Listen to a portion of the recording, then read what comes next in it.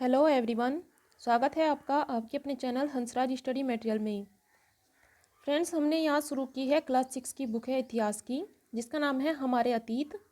4 lesson हम यहाँ complete कर चुके हैं और आज लेकर आए हैं लेसन 5, जिसका नाम है राज्य, राजा और एक प्राचीन गणराज्य। इससे पहले हमने हड़प्पा सभ्यता के बारे में पढ़ लिया था, आरंभिक नगर कैसे रहे हैं उन सब के बारे में हम पढ़ चुके हैं। आज राजा और राज्यों के बारे में देखते हैं कि राजा कैसे बनता था, उनका चुनाव कैसे होता था, इन सब के बारे में ही इस लेसन में बताया गया है।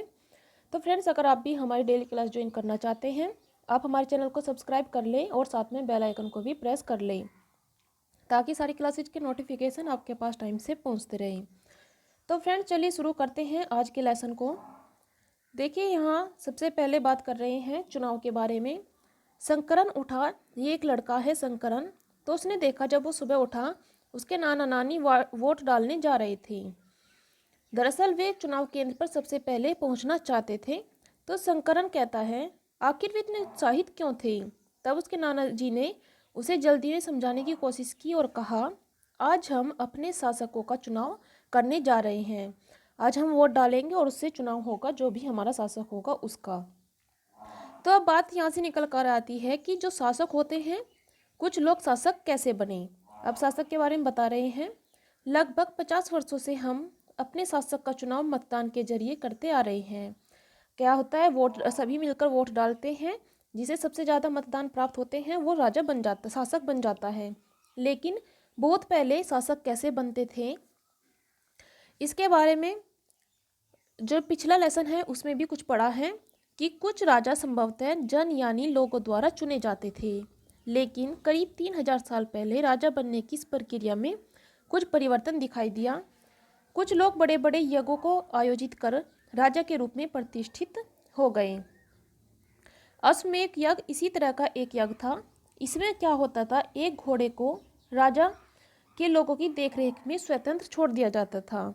इस घोड़े को किसी दूसरे राजा ने रोका तो उसे वहां अश्वमेध यज्ञ करने वाले राजा से लड़ाई करनी पड़ती थी। देखिए, जब राजा उस घोड़े को विचरण करने के लिए स्वतंत्र छोड़ दिया जाता था और उसके साथ अपने सैनिकों को भेज देते थे, तो जिस भी राज्य से होकर वो घोड़ा गुजरता था, अगर कोई उसे अपने महान से गुजरने देते थे तो इसका अर्थ है कि उन्होंने अश्वमेध यज्ञ करने वाले राजा के अधीनता स्वीकार कर ली है। और अगर कोई उसे रोकता था तो उसे रोकने वाले राजा को अश्वमेध यज्ञ करने वाले राजा से युद्ध करना पड़ता था। इसके बाद उन राजाओं को यज्ञ में आमंत्रित किया जाता था। यह यज्ञ विशिष्ट पुरोहितों द्वारा संपन्न किया जाता था। इसके लिए उन्हें उपहारों से भी सम्मानित किया जाता था। अश्वमेध यज्ञ करने वाला राजा बहुत ही शक्तिशाली माना जाता था। यज्ञ में आमंत्रित सभी राजा उसके लिए उपहार लाते थे। इन सभी आयोजनों में राजा का मुख्य स्थान होता था। उसे राज सिंहासन या बाग की खाल के एक विशेष आसन पर बिठाया जाता था। युद्ध क्षेत्र में राजा का सारथी ही उसका सहचर होता था। यज्ञ के अवसर पर वह राजा की विजय तथा अन्य गुणों का गान करता था। राजा के सगे संबंधी, खासकर उसकी रानी, पुत्रों को भी कई छोटे छोटे अनुष्ठान करने होते थे। अन्य सारे आमंत्रित राजाओं का काम सिर्फ बैठकर यज्ञ की पूरी प्रक्रिया को देखने पर था। राजा के ऊपर पुरोहित पवित्र जल से छिड़काव करके कई अनुष्ठान करता था। विष अर्थात वैश्य जैसे सामान्य लोग उपहार लाते थे, जिन्हें पुरोहित शूद्र मानते थे, उन्हें कई अनुष्ठानों में शामिल नहीं किया जाता था। तो जो वैश्य और शूद्र होते थे, जो शूद्र जाति को माना जाता था, उन्हें इन अनुष्ठानों में शामिल नहीं किया जाता था। इसके बाद यहाँ वर्ण के बारे में बात कर रहे हैं। इस समय उत्तर भारत में, खासकर गंगा यमुना क्षेत्र में कई ग्रंथ रचे गए। ऋग्वेद के बाद रचे होने के कारण इन ग्रंथों को क्या कहा जाता है, उत्तर वैदिक ग्रंथ। इसके अंतर्गत कौन कौन से ग्रंथ आते हैं? सामवेद, यजुर्वेद, अथर्ववेद तथा अन्य ग्रंथ शामिल है। पुरोहितों द्वारा रचित इन ग्रंथों में विभिन्न प्रकार के अनुष्ठान और उनके संपादन की विधियां बताई गई हैं और इनमें सामाजिक नियमों के बारे में भी बताया गया है। उस समय समाज में कई समूह होते थे, जैसे कि पुरोहित, योद्धा, कृषक, पशुपालक, व्यापारी, श्रमिक, शिल्पकार और मछली पकड़ने वाले तथा जंगल में रहने वाले लोग। जहाँ कुछ पुरोहित तथा योद्धा वैभवशाली थे, वहीं कृषक और व्यापारी भी धनवान थे।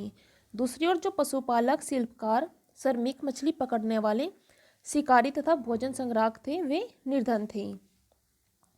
पुरोहितों ने लोगों को चार वर्गों में विभाजित किया और इन वर्गों को ही क्या कहा जाता है? इन्हें ही कहा जाता है वर्ण। उनके अनुसार प्रत्येक वर्ण के अलग अलग कार्य निर्धारित थे। पहला वर्ग किसका था? वो था ब्राह्मणों का। उनका काम क्या था? ब्राह्मणों का काम था वेदों का अध्ययन और अध्यापन करना तथा यज्ञ करना, जिसके लिए उन्हें उपहार प्राप्त होते थे। दूसरा स्थान होता था शासक का, जिन्हें क्षत्रिय कहा जाता है। उनका काम युद्ध करना और लोगों की रक्षा करना था।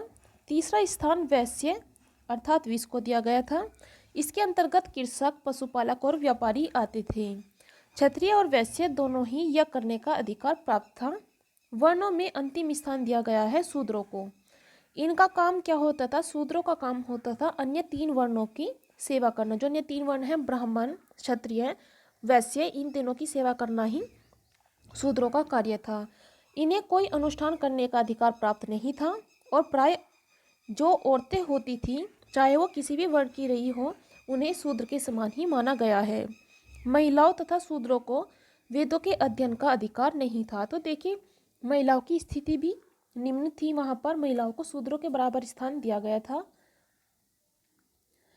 इसके बाद आगे बता रहे हैं, पुरोहितों के अनुसार सभी वर्णों का निर्धारण जन्म के आधार पर होता था। उदाहरण के तौर पर ब्राह्मण माता पिता की संतान ही ब्राह्मण होती थी। बाद में कुछ लोगों को अछूत माना गया। अछूत वर्गों में कुछ शिल्पकार, शिकारी, भोजन संग्राहक शामिल थे। साथ ही इसमें वे लोग भी आते थे जो शवों को दफनाने या जलाने का कार्य करते थे। इन लोगों के संपर्क को अपवित्र माना जाता था। कई लोगों ने ब्राह्मणों द्वारा बनाई हुई इस व्यवस्था को स्वीकार नहीं किया। कुछ राजा स्वयं को पुरोहितों से श्रेष्ठ मानते थे। कुछ लोग जन्म के आधार पर वर्ण निर्धारण सही नहीं मानते थे। इसके अतिरिक्त कुछ लोग व्यवसाय के आधार पर लोगों के बीच भेदभाव उचित नहीं समझते थे, जबकि कुछ लोग चाहते थे कि अनुष्ठान संपन्न करने का अधिकार सबका हो। कई लोगों ने छुआछूत की आलोचना भी की। इस उपमहाद्वीप के जो उत्तर पूर्वी क्षेत्र है उसमें जैसे कई इलाकों में सामाजिक आर्थिक असमानता बहुत कम थी। यहाँ पुरोहितों का प्रभाव भी सीमित ही था। देखिए, यहाँ पर ये एक बर्तन दिखाया गया है और इसका नाम क्या है? इस बर्तन का नाम है चित्रित धूसर पात्र। इस तरह के पात्रों में ज़्यादातर थालियाँ, कटोरियाँ ही मिली है। ये पात्र बहुत ही पतली सतह के, सुंदर और चिकने हैं। शायद इनका प्रयोग खास मौक़ों पर महत्वपूर्ण लोगों को भोजन परोसने के लिए किया जाता होगा।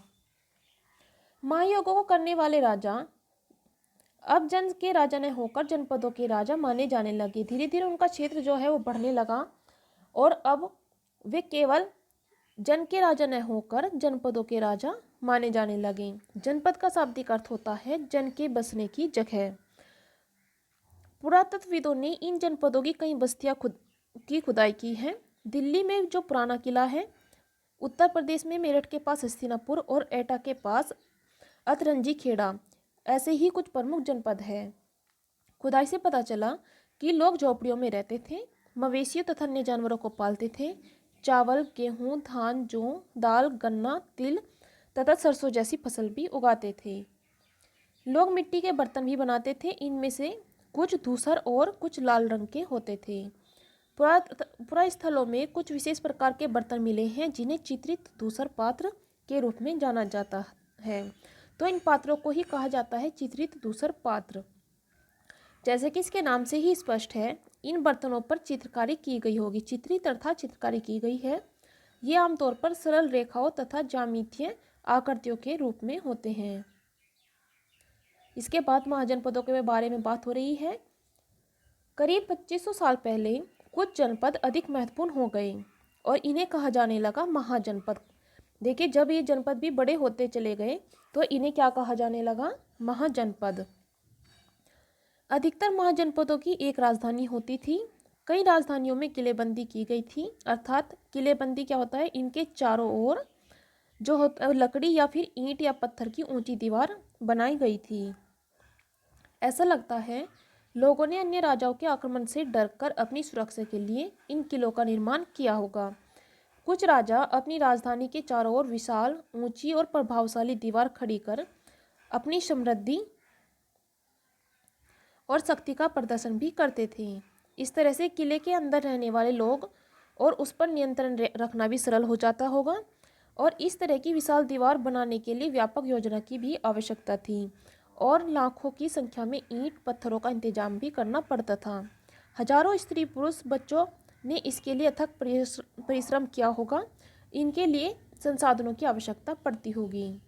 ये देखिए यहाँ पर ये इस चित्र में कुछ ऐसे ही महाजनपद दिखाए गए हैं, जैसे कि यहाँ गंधार, हस्तिनापुर, पांचाल, कुरु, कौशल, कौशाम्बी, ये मगध है जो बहुत महत्वपूर्ण रहा है। यहाँ वैशाली, वज्जी, अंग, अवंती, उज्जैन, ये सारे यहाँ पर उत्तर भारत के कुछ महाजनपद हैं।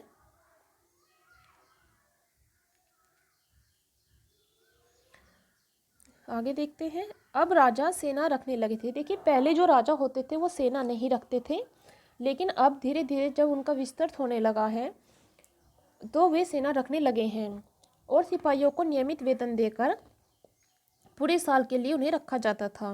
संभवतः आहत सिक्कों के रूप में उन्हें भुगतान किया जाता होगा। अब आगे देखते हैं।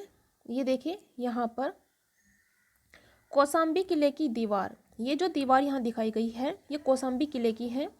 यह चित्र आधुनिक उत्तर प्रदेश के इलाहाबाद के पास मिली ईंट की दीवार का अवशेष है और इसके एक भाग का निर्माण लगभग 2500 साल पहले हुआ था। तो देखिए कितनी पुरानी ये दीवार है जो यहाँ दिखाई गई है।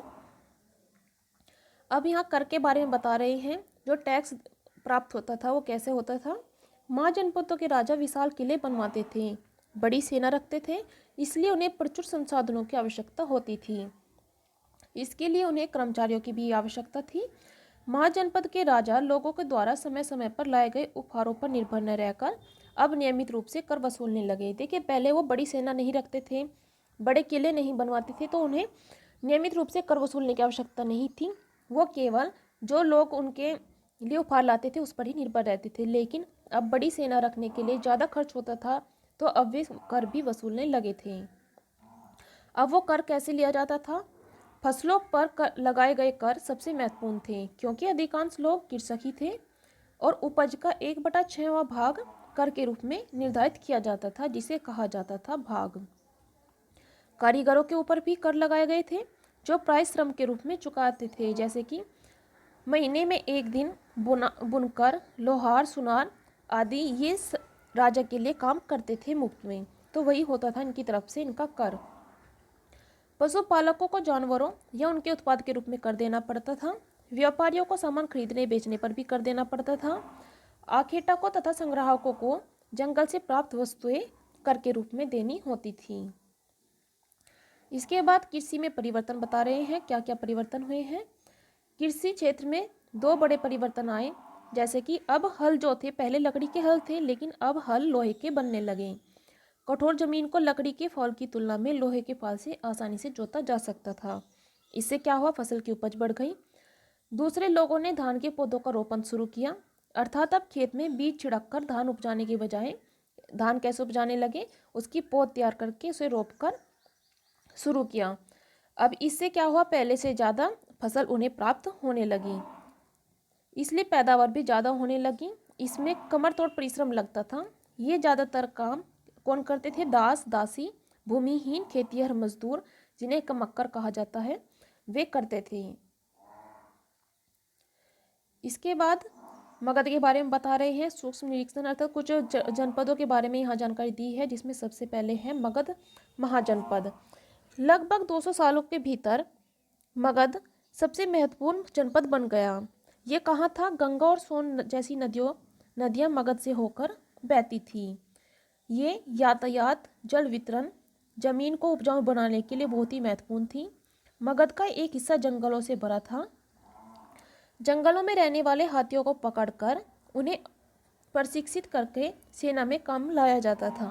यही नहीं, जंगलों से घर, गाड़ियाँ तथा रथ बनाने के लिए लकड़ी भी मिल जाती थी। और इसके अलावा इस क्षेत्र में लौह यश की भी खदानें हैं, मजबूत औजार और हथियार बनाने के लिए बहुत ही उपयोगी थी। तो जो भी आवश्यकता की वस्तुएं होती थी वो सभी इन्हें यहाँ पर आसानी से प्राप्त हो जाते थे।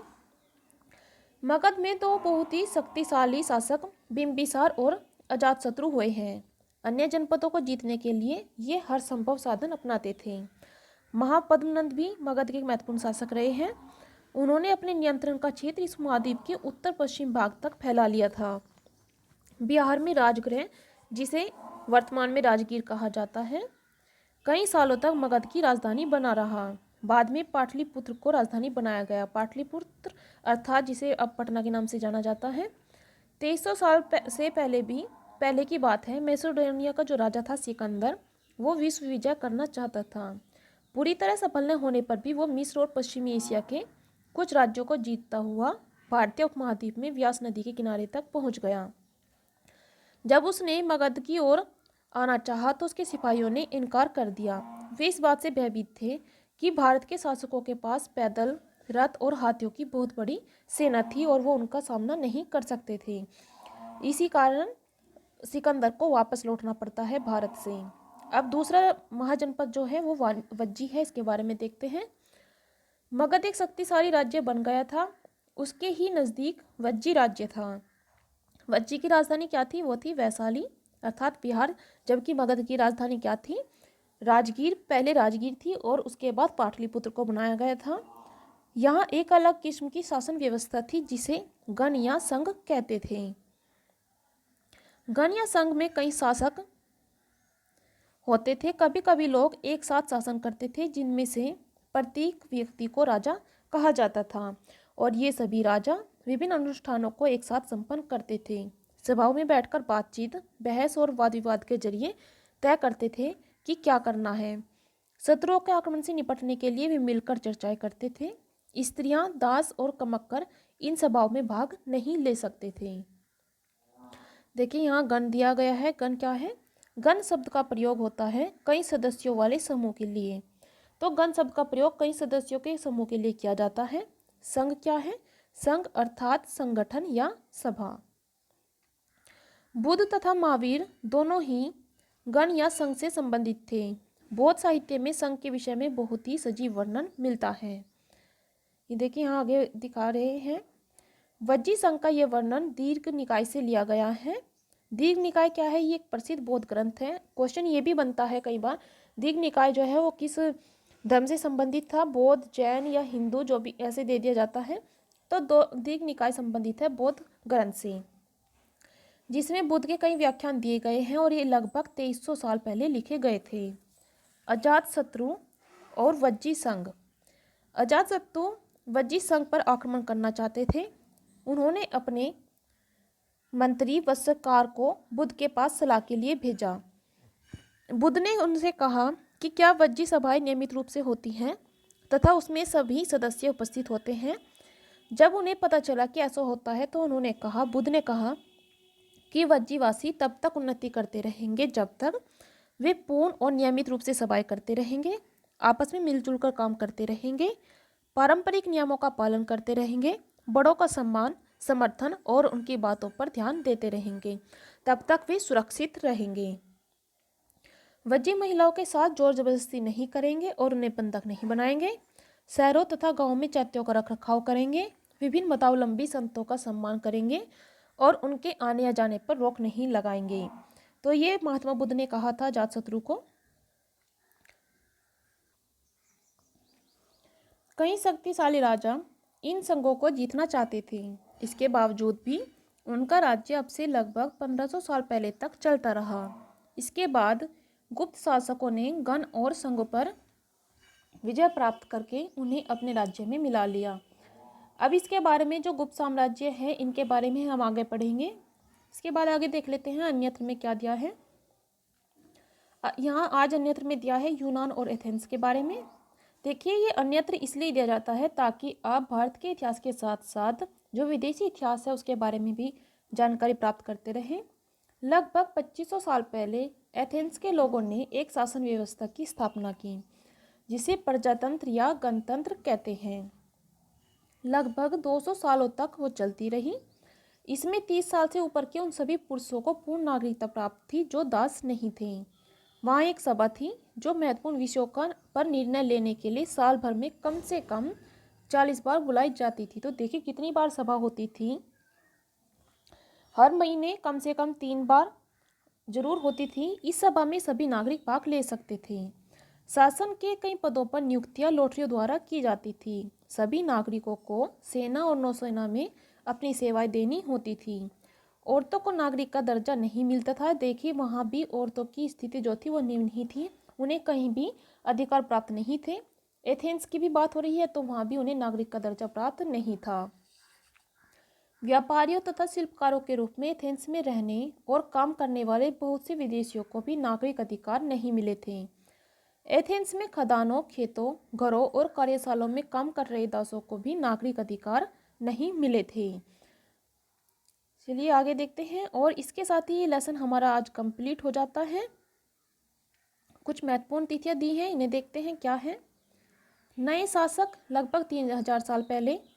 महाजनपद कब थे?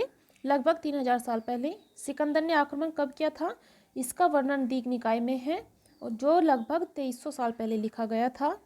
गण या संघ राज्यों का अंत कब हुआ? लगभग 1500 साल पहले। जो गुप्त साम्राज्य हुआ था, गुप्त काल, उन्होंने ही गण और संघों को अपने राज्य में मिला लिया था। इसके साथ ही ये लेसन कंप्लीट होता है। तो चलिए फ्रेंड्स, नेक्स्ट लेसन में मिलते हैं हम नेक्स्ट पार्ट में। अगर आपको हमारी ये सीरीज पसंद आ रही है तो प्लीज़ लाइक और शेयर करना ना भूलिएगा। तब तक के लिए चलिए मिलते हैं। आप अपनी पढ़ाई जारी रखिए।